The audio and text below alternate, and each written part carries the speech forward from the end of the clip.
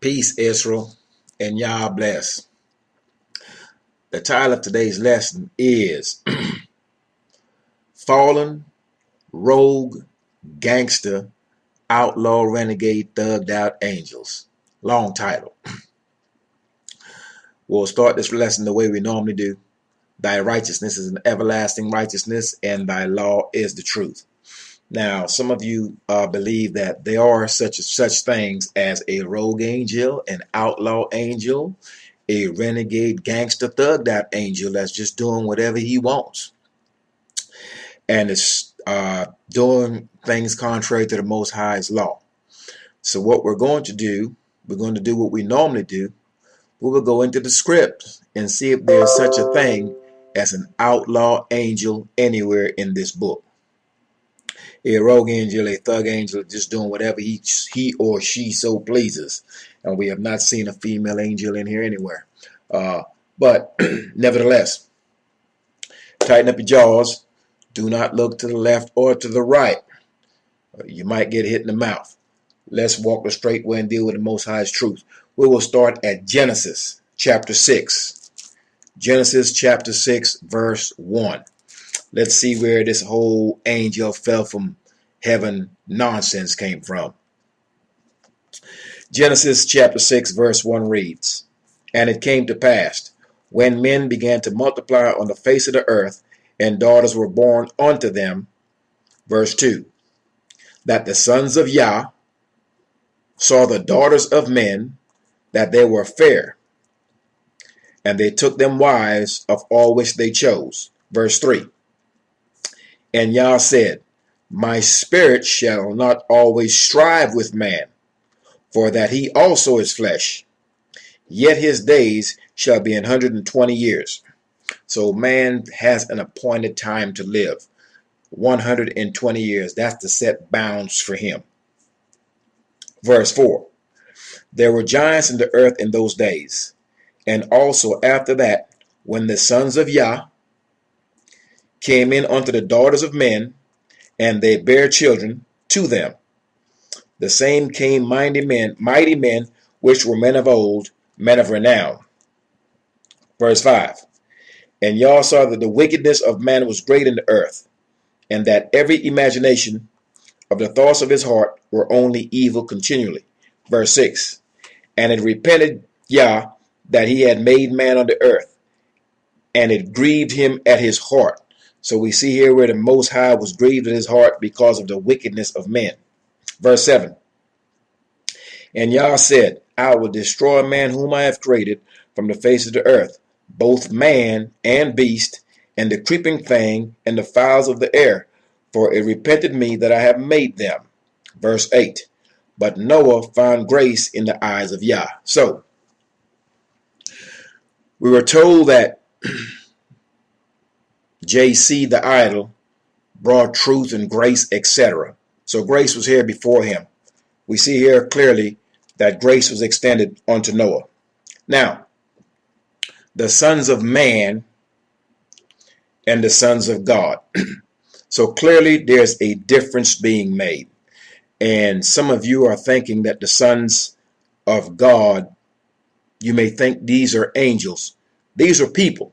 Okay, the sons of God are people from the line of Adam, and the sons of men are those that are not of the line of Adam. Okay, because Adam was not the first man. Okay, so we're going to go into that, and we're going to have to do some backtracking for us to kind of make this lesson clear. So what we have here are a mixing of nations, something that Israel is instructed not to do. Now, let's backtrack to Genesis chapter 1.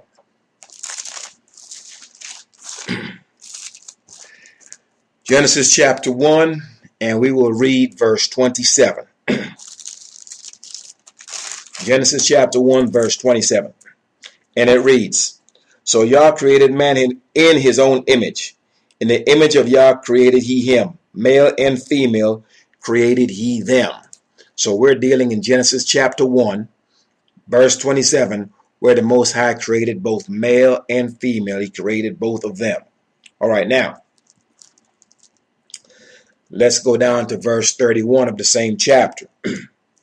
And Yah saw everything that he had made, and behold, It was very good. And the evening and the morning were the sixth day. So this is the sixth day creation where the Most High has created people. No names given to them, but he created male and female in the sixth day. All right. Notice the evening and the morning was the sixth day. Okay.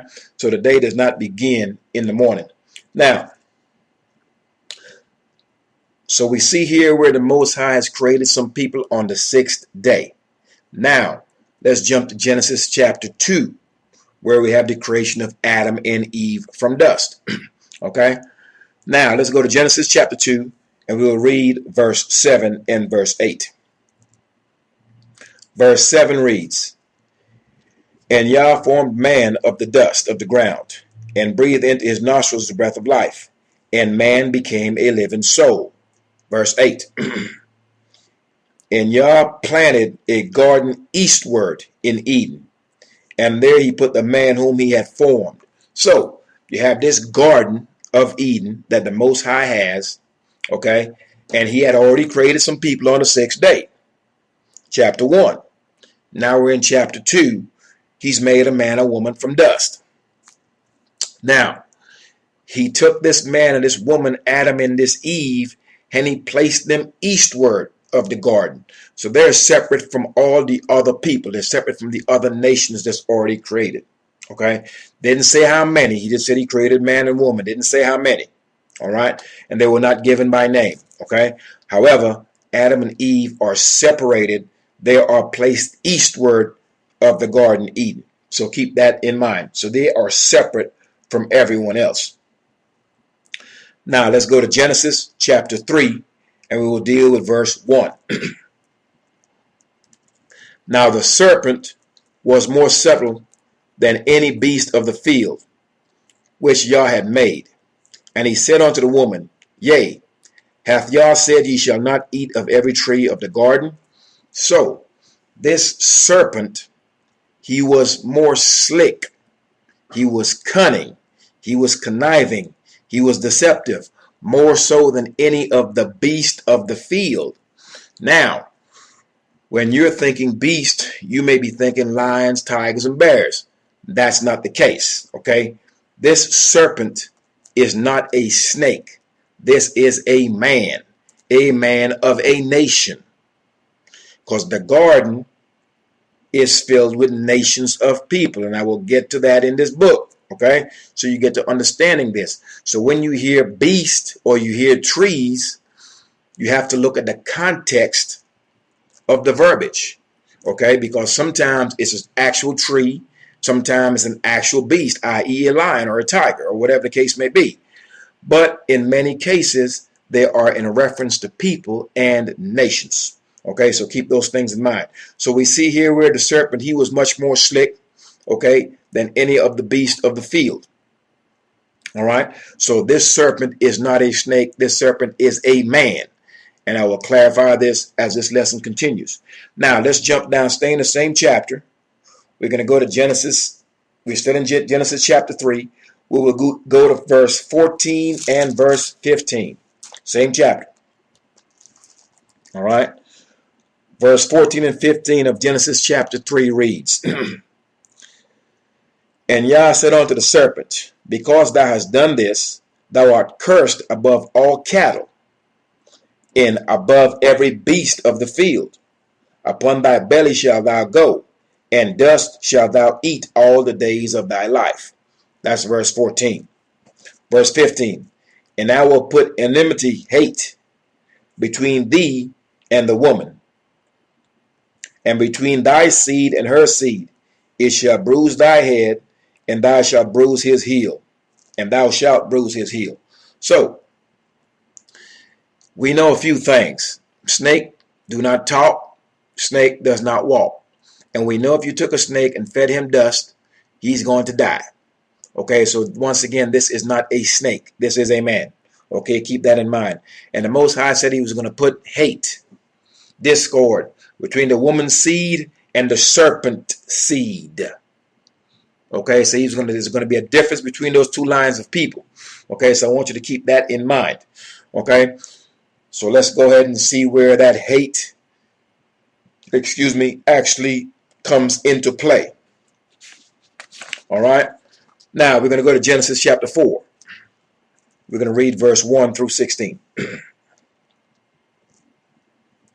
Genesis chapter 4, verse 1 through 16. And this is going to show the hate between the two seeds, the woman's seed and the serpent seed. Okay.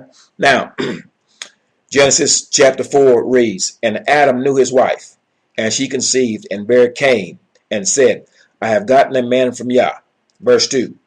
And she again bare his brother Abel, and Abel was a keeper of sheep, but Cain was a tiller of the ground. Notice, Abel, keeper of sheep, just like David was. Okay, so keep that in mind. Verse 3. And in process of time, it came to pass that Cain brought of the fruit of the ground an offering unto Yah. So Cain brings forth an offering to the Most High, and it is fruit from the ground. Verse 4. And Abel, he also brought of the firstling of his flock and the fat thereof. And Yah had respect unto Abel and to his offering. So Abel brings the best of his firstlings of the flock and the fat thereof, and the Most High had respect unto Abel and his offering. Notice, Abel is doing the same thing that you see years down the line in the house of Israel, offering the firstling, the best of the flock, and the fat as an offering. This is way back here in Genesis. Okay, so people say, oh, the Most High don't have respect of persons. Yes, he does. He doesn't have respect of persons in judgment, but he have respects of person because he had respect unto Cain right here, unto Abel, okay? And the Most High has respect unto the house of Israel as a whole, all right?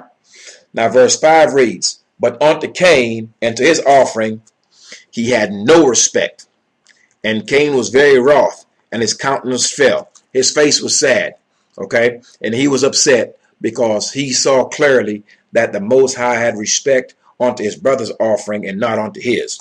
Verse 6. And Yah said unto Cain, Why art thou wroth? And why is thy countenance fallen? Verse 7. If thou doest well, shall thou not be accepted? And if thou doest not well, sin lieth at the door, and unto thee shall be his desire, and thou shalt rule over him. Verse 8. And Cain talked with Abel his brother. And it came to pass, when they were in the field, that Cain rose up against Abel his brother and slew him. So, what we're seeing here is exactly what was referenced in chapter 3, verse 15. Chapter 3, verse 15 of Genesis, And I will put hate between thee and the woman, between thy seed and her seed, and it shall bruise thy head, and thou shalt bruise his heel. Enmity, hate, okay? Now, so we're seeing that taking place here between these two sons of this woman, all right? Now, verse 9. And Yah said unto Cain, Where is Abel thy brother? Of course, the Most High already knows what has taken place, okay? And he said, I know not. Am I my brother's keeper? Verse 10. And he said, What hast thou done? The voice of thy brother's blood crieth unto me from the ground. Verse 11. And now art thou cursed from the earth, which hast opened her mouth to receive thy brother's blood from thy hand. Verse 12. When thou tillest the ground, it shall not henceforth yield unto thee her strength. A fugitive and a vagabond shalt thou be in the earth. So Cain is cursed to be a fugitive and a vagabond, meaning that he is going to be wanted. Okay? When he plants his crops, it will not reap. The earth will not give of her fruit to him. Okay? And he will be a vagabond, meaning he'll be moving place to place. He will have no place, no resting place, so to speak. Verse 13. And Cain said unto Yah, My punishment is greater than I can bear. Verse 14. Behold, thou hast driven me out this day from the face of the earth, and from thy face shall I be hid, and I shall be a fugitive and a vagabond in the earth. And it shall come to pass that everyone that findeth me shall slay me. That's verse 14. So now, if you actually believe that it was Adam and Eve, Cain and Abel, that means you were talking four people. So Adam and Eve is here, Cain and Abel's here. Cain killed Abel, that would leave three people, if that's your thinking. So he is saying anyone that sees him, let me reread that, okay? This is Cain speaking, verse 14 of chapter 4, Genesis. Behold, thou hast driven me out this day from the face of the earth, and from thy face shall I be hid, and I shall be a fugitive and a vagabond in the earth. And it shall come to pass that every one that findeth me shall slay me. So if it's just Adam and Eve and Cain, he didn't say if my father saw me, he's going to slay me. He didn't say if my mother sees me, she's going to slay me. That's not what was said, because he was driven out. So he was driven out from the presence of his parents. But yet, he cried out to the Most High, saying, anyone that sees him, not anyone, everyone, as a matter of fact, everyone that findeth me shall slay me. So that's a clear indication there are more people on the earth than just three people in this garden. Okay? Now verse 15. And Yah said unto him, therefore, whosoever slayeth Cain, vengeance shall be upon him sevenfold. And Yah set a mark upon Cain, lest any find him should kill him. So the Most High marked this man Cain. Now we don't know exactly what that mark was, but we kind of could have an idea of exactly what this mark is. Anyway, the Most High put a mark on Cain that anyone that should kill him is going to pay sevenfold. It didn't say if Adam killed Cain. It didn't say if Eve killed Cain. It said if anyone killed him, because Cain was driven from where his parents were. Keep that in mind. Okay? Verse 16. And Cain went out from the presence of Yah and dwelt in the land of Nod, on the east of Eden.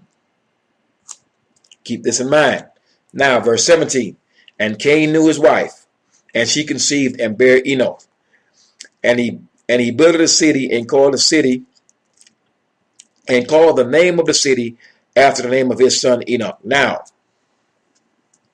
so this man Cain left and went to the land of Nod. Okay? And he took a wife. So, let's look at this. Adam, Eve, Cain, Abel. Adam and Eve is up here. Two of them. Cain, Abel. Abel is dead. All we have is Adam, Eve, and Abel. So you got to ask yourself now, where did this wife come from? She is of the sixth-day creation. Genesis chapter 1, verse 27. Okay? So she is coming from that creation, a totally different set of people. Remember, we're talking about a garden that's full of people, different nations. Okay? Adam and Eve were set apart from them. So now, we have discussed here where we see Cain has taken a wife. All right? Now, we are in Genesis chapter 4. So we've read all the way to 17. So we know clearly where his wife came from, being this introduced entity. It's nothing strange. The Most High had created people on the sixth day. Keep that in mind. Now let's jump down. To Genesis chapter 4. Still in chapter 4, we're going to go to verse 25 and verse 26. We're still in the same chapter. Verse 25 reads, And Adam knew his wife again, and she bare a son, and called his name Seth. For Yah, she said, hath appointed me another seed instead of Abel, whom Cain slew. Verse 26. And to Seth, to him also there was born a son, and he called his name Enos. Then began men to call upon the name of Yah. So, until Seth came, and Seth's son Enos, no one called upon the name of Yah. Why? Because they are a totally different set of people. Okay, you have different nations and no one has called upon the name of the Most High, but the Most High created Adam's line totally separate. Hence, he took them and put them eastward of the garden. They were separated from the rest of the nations in Eden. Okay? So try to get a grasp of that. So after Enoch, after Seth, and came Enoch, then men begin to call upon the name of the Most High, because the other nations just simply could not. Okay? All right. Now let's go to Genesis chapter 5.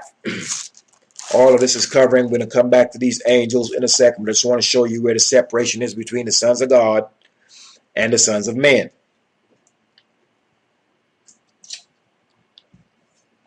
All right. We're at Genesis chapter 5.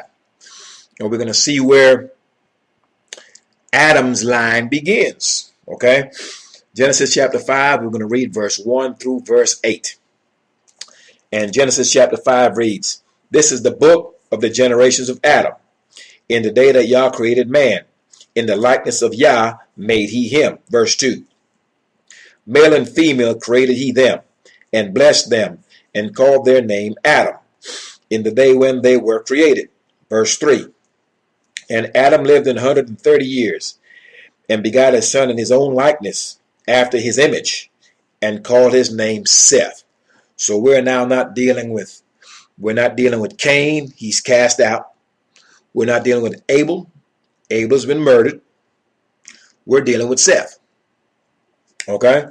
Verse 4. "And the days of Adam after he begot Seth were 800 years, and he begot sons and daughters." Verse 5. "And all the days that Adam lived were 930 years, and he died." Verse 6. "And Seth lived 105 years, and begot Enos." All right? Now, and he begot Enos. All right? Now, verse 7. "And he lived after he begot Enos 807 years, and begot sons and daughters. And the days of Seth were 912 years, and he died." So we see here where the genealogy from Adam comes from Adam straight to Seth. And this is how this lineage comes all the way through up to the house of Israel. So we understand how that genealogy is listed. Okay? So you see the two different bloodlines, if you will. Because remember, Cain is cast out. So and his seed does not count. And between Cain's seed and the woman's seed, who will be the seed of Adam, they're going to be hate. Between the serpent seed, which is one man, and Adam, a totally different man. Okay, so these two seeds are going to collide. It's going to be hate between them. Okay, and I want you to notice the supplanting of the firstborn. So those Seth is coming after both Cain and Abel. Okay, Seth now is from his bloodline. Do you see the continuation of the line of Adam? The line of Cain is not counted. He is that of the serpent seed. Nowhere do you see anywhere in Genesis or anywhere from Genesis to Malachi where any angel ever fell out of the sky, and you will not see anywhere where any angel disobeyed the Most High. This is a myth. This is a lie. Okay, so we have covered the serpent seed. We covered Seth. We covered the line of Adam. We've covered the sons of man. Now let's go to Deuteronomy 32. Deuteronomy 32.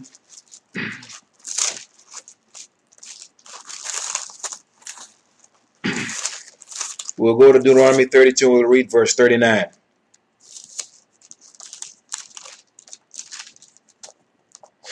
Deuteronomy 32, and we will read verse 39. And it reads, "See now that I, even I, am he," singular, "and there is no God with me. I kill and I make alive. I wound and I heal. Neither is there any that can deliver out of my hand."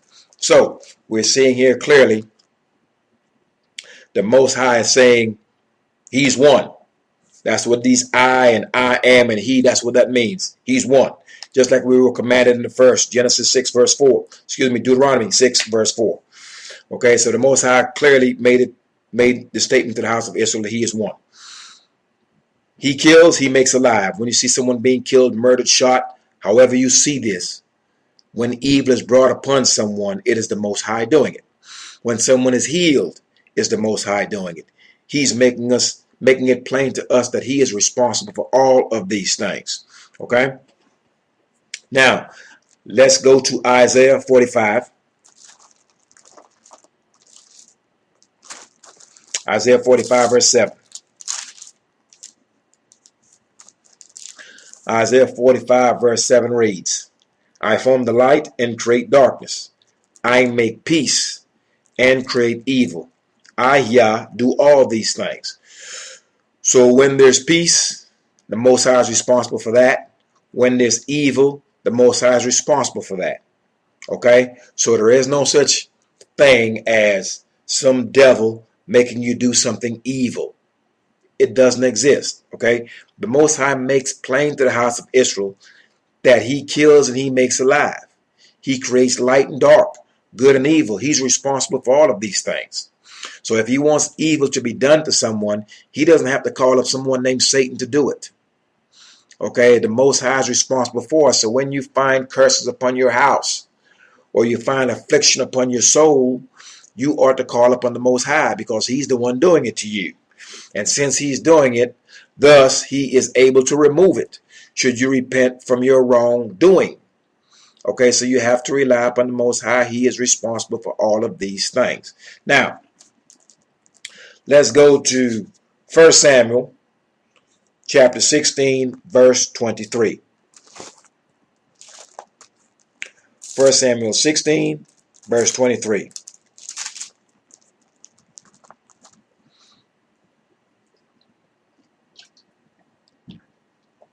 All right.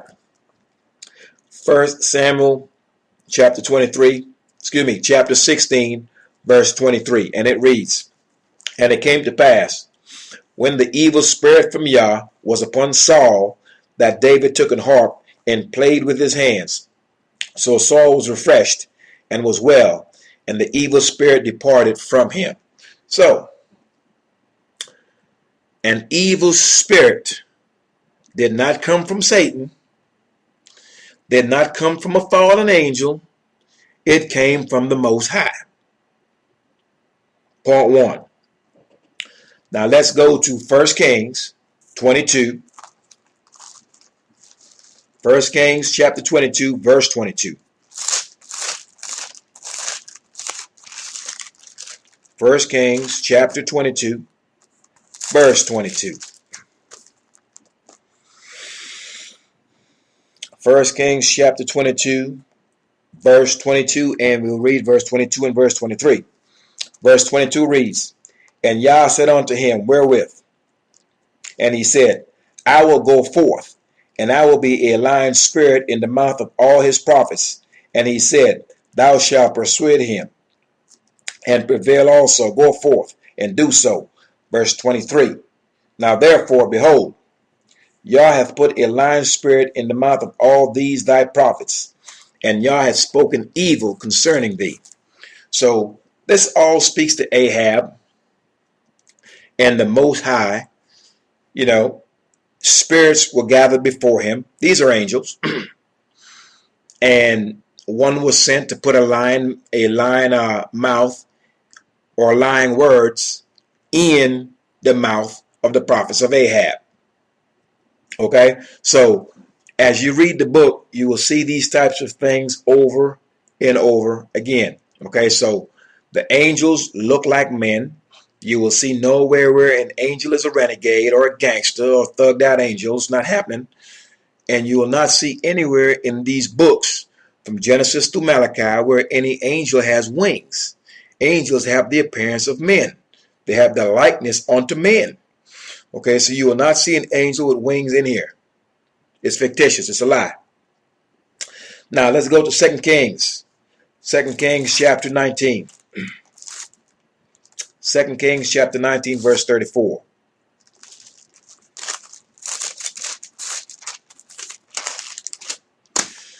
2 Kings chapter 19, verse 34.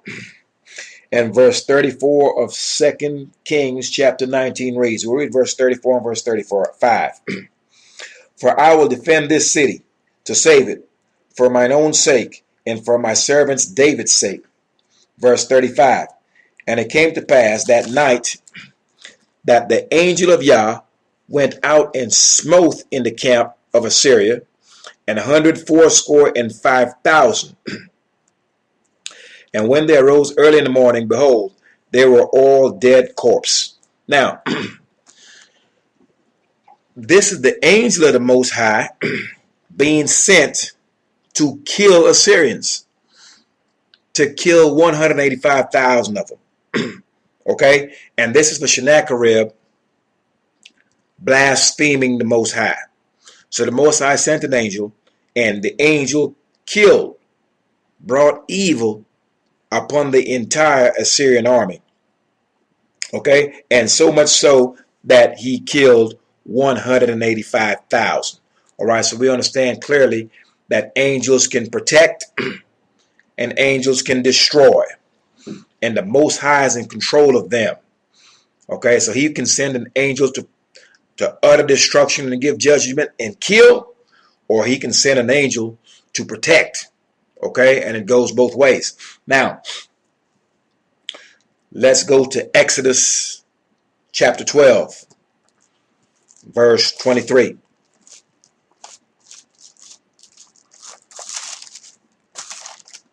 Exodus chapter 12 and verse 23.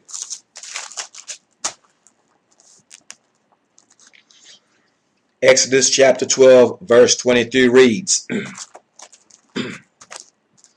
For Yah will pass through to smite the Egyptians, and when he seeth the blood upon the lintel and on the two side posts, Yah will pass over the door, and will not suffer the destroyer to come in unto your houses to smite you. Who is this destroyer? This is an angel. Okay, so for Passover, we were instructed to take the blood of that goat or that lamb and to sprinkle it over the doorpost, the two side posts and the top of the post, the top of the doorpost. That way, when that destroyer came over Egypt, we would see that blood on the doorpost, and the destroyer, that angel, would not come into that house and let that plague kill the firstborn of that house. Okay? So once again, this is the Most High's angel at work before his people. Now let's go to Exodus 23, and we will read verse 20 and 21. Exodus 23. Exodus 23, and we will read verse 20 and 21, verse 20 and 21 of Exodus chapter 23. Verse 20 reads, Behold, I send an angel before thee, to keep thee in the way, and to bring thee into the place which I have prepared. Verse 21, Beware of him, and obey his voice. Provoke him not, for he will not pardon your transgressions, for my name is in him. So we were instructed while we were being guided through that the angel of the Most High would be before us. We were not to provoke him, because he would not pardon our transgression. Okay? So before we got into the land of Canaan, we were guided there by the Most High's angel. And we were instructed specifically what we just read, not to provoke him. Okay? Now, let's go to 1 Chronicles chapter 21. 1 Chronicles chapter 21. And we'll read verse 15. 1 Chronicles chapter 21, verse 15. And verse 15 reads, And Yah sent an angel unto Jerusalem, to destroy it. And as he was destroying, Yah beheld, and he repented him of the evil, and said to the angel that destroyed, It is enough, stay not thine hand. And the angel of Yah stood by the threshing floor of Onan the Jebusite. All right. Here, David actually ordered the captain of his host to number Israel. That thing was a sinful thing to do. It ought not to be done. So since David did that and he knew he was wrong, the Most High sent that angel to do some destruction in Jerusalem. And he did exactly that until it was enough. And the Most High stopped him. So that destruction is evil. That's what you would think. But it is judgment for what David had done. And the Most High sent an angel to execute that judgment. And when that judgment was sufficient, the Most High caused that angel to cease from destroying. So the renegade angel thing is nonsense. Okay, because you have angels who are already killing. You understand? And the Most High instructs them to do this. And they do it. You cannot come in this book and find me anywhere from Genesis to Malachi, the true book of real prophets. There are no prophets past Malachi. And show me where an angel fell from the sky. It is not in here. You cannot show me where an angel disobeyed the Most High's law and his commandment. It is not here. All right. Now, let's go to 2 Chronicles, and we'll deal with Ahab once again. 2 Chronicles chapter 18.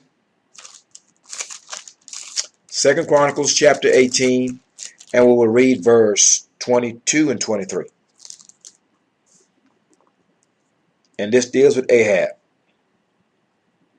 Same thing we've read earlier. Verse 22 and 23 we will read of 2 Chronicles chapter 18. And it reads, Now therefore, behold, Yah hath put a lying spirit in the mouth of these thy prophets, and Yah has spoken evil against thee. Then Zedekiah, the son of Chenaniah, came near and smote Micaiah upon the cheek and said, Which way went the spirit of Yah from me to speak unto thee? So, the spirit of the Most High, he can A, do things in spirit, or B, he can do it with the presence of his angels. Okay, so the whole renegade angel thing is nonsense once again. What you have are two separate seeds. You have the line of Adam, you have the serpent seed, and then you have those of the other nations. So what we're going to do is we're going to go to Ezekiel chapter 31. All right, I wasn't going to have you read this on your own, but I will read it. That way you can see clearly that when you hear the term beast, and when you look at the context and the content, okay, you have to look at the verbiage for you to clearly understand whether we're speaking of actually a beast as an animal, or the beast as a man. Are we speaking of a literal tree, or are we speaking of nations of people? Okay, so we're going to kind of look at that in Ezekiel chapter 31, so you understand clearly what is really going on in this Garden of Eden, and that you understand clearly that in this garden there are many nations of people. Okay, Ezekiel chapter 31 verse 1 reads, And it came to pass in the 11th year, in the 3rd month, in the 1st day of the month, that the word of Yah came unto me, saying, verse 2, Son of man, speak unto Pharaoh, king of Egypt, and to his multitude, whom art thou like in thy greatness? Behold, the Assyrian was a cedar in Lebanon, with fair branches, and with a shadowing shroud, and of an high stature, and his top was among the thick boughs. Verse 4, The waters made him great, The deep set him up upon high, with her rivers running round about his plants, and sent out her little rivers unto all the trees of the field. Verse 5. Therefore his height was exalted above all the trees of the field, and his boughs were multiplied, and his branches became long, because of the multitude of waters when he shot forth. Verse 6.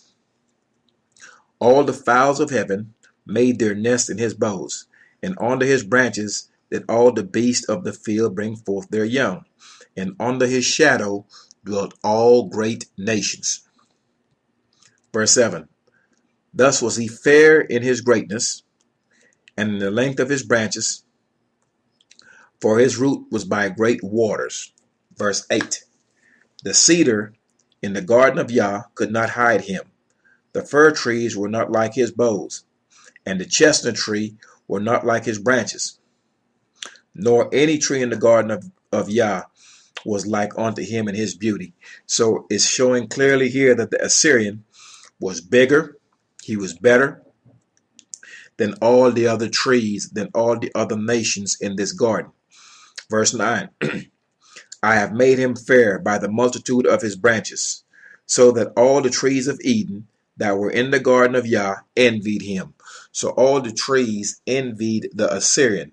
In other words, all the nations envied the Assyrian because he was more beautiful than all of the others. Okay, verse 10.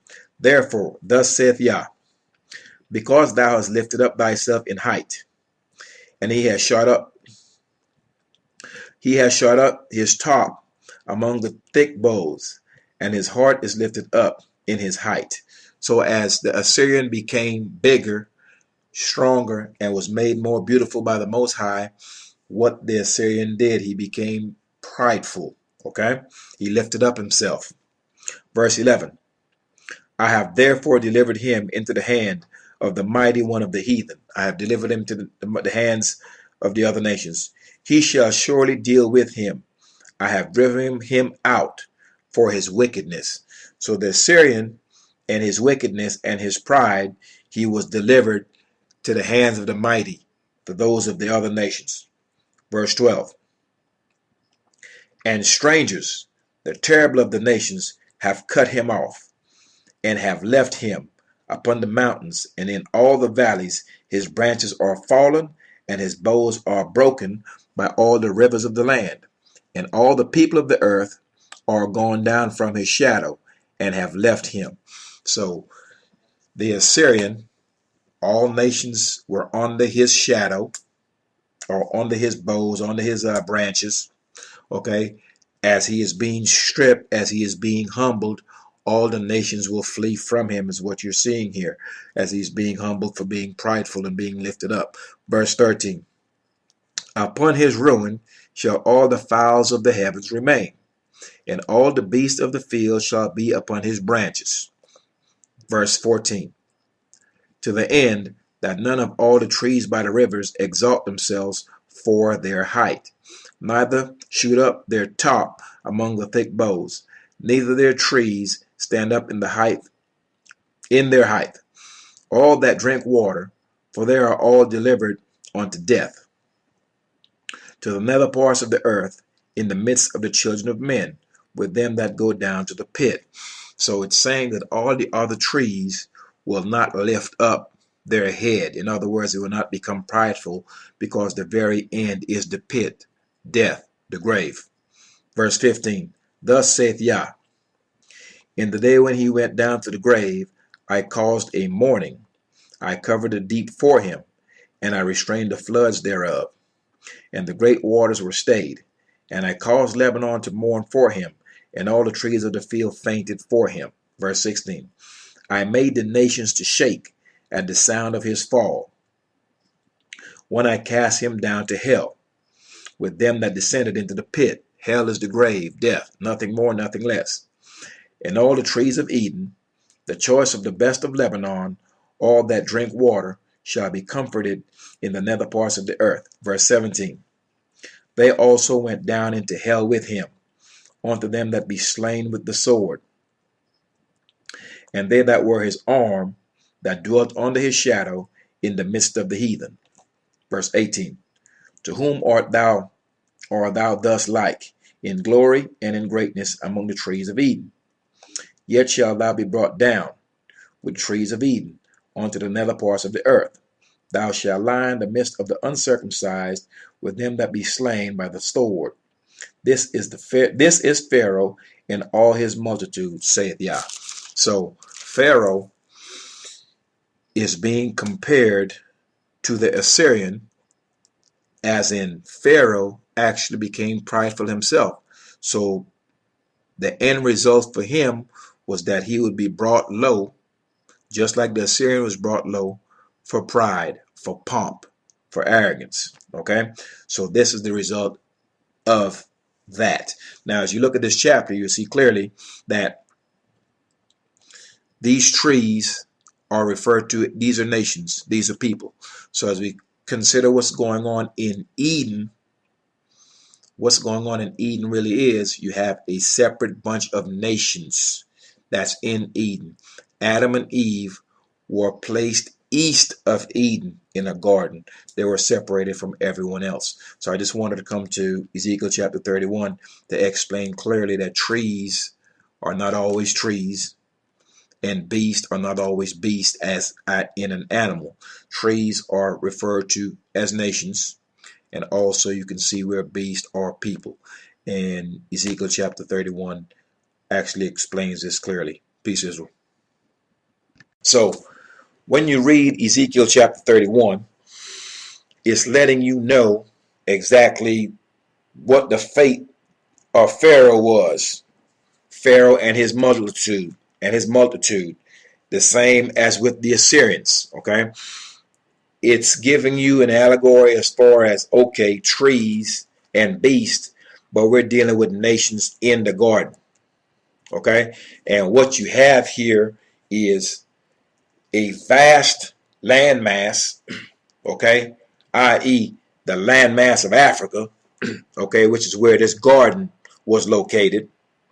And what you have are many different nations in this garden. Okay? And you have this man, Adam and Eve, that was set apart in this garden. And you have this snake, which is not a snake, this man from this other nation, okay, who beguiled this woman. Okay? And this man seed collided with the seed of Adam. Okay, and that's where this problem begins. All right, so the serpent seed simply implies that the first child that this woman Eve bore was not the seed of Adam. That's what it implies. Hence, when Adam's seed was born, second, who is Abel, that's where it was said that the serpent seed and the woman's seed, and we know that a woman does not have seed, so you can use it as the fruit of the woman's womb. You can say it in that term if you like. Okay, and that's where you see the difference collide, and that's why those two seeds were separate. Okay, so that's a way for you to consider this whole story as far as, you know, the sons of God and the sons of men. Sons of God happen to be Adam's line. Sons of men happen to be those who were in the garden that are of the other nations. This may be something that makes sense to you. It might not. Okay, and as I read the book, this is my understanding of it as I study it. Okay, so therefore, there's no such thing, once again, as angels falling out of the sky. You would have to show me that. And if you can show me where angels fell out of the sky, anywhere from Genesis to Malachi, real prophets, or out of the Most High's law, or show me where an angel actually disobeyed the Most High, there's no such thing. I haven't read that yet. I haven't read it anywhere where an angel disobeyed the Most High. I haven't read where an angel can do what he wants. I haven't read anywhere where man was ever intended to live forever. There's no such thing. And there's also no such thing as man being perfect. Okay? To be perfect does not mean to be sinless. And we must understand that. So, Once again, no renegade angel, no thugged out angel, no outlaw angel, no rogue angel, no gangster angel. There's no such thing. Okay? To even imply that nonsense would be implying that the Most High is unable to control anything. The people he makes is out of control. The angel he makes is out of control. And he has to go make himself a second time, kill himself to save something that's out of control. The whole context and the whole theory behind that is foolishness. And that is certainly blasphemous. So that concludes this lesson. I hope you all understand clearly that sons of God, sons of man, line of Adam, and the line of the nations. Okay? Specifically, you have those who are of the serpent seed. Okay? And you can read that. Isaiah chapter 14. Okay? Where you find that individual who is simply trying to be like the Most High. Okay? And in so doing, what he does is he encourages and he teaches things that are counter to what the Most High's instructions were. So the house of Israel, we were giving a set of instructions, and you have a set of people, serpent seed, that is bringing information to the house of Israel and to the people of the earth, something that's totally counterproductive and totally contrary to what the Most High has given the house of Israel. Just like in the garden,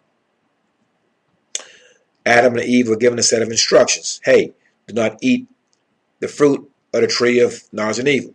Okay? Good and evil. Then you have the serpent, a man from another nation, come and tell them otherwise. Okay?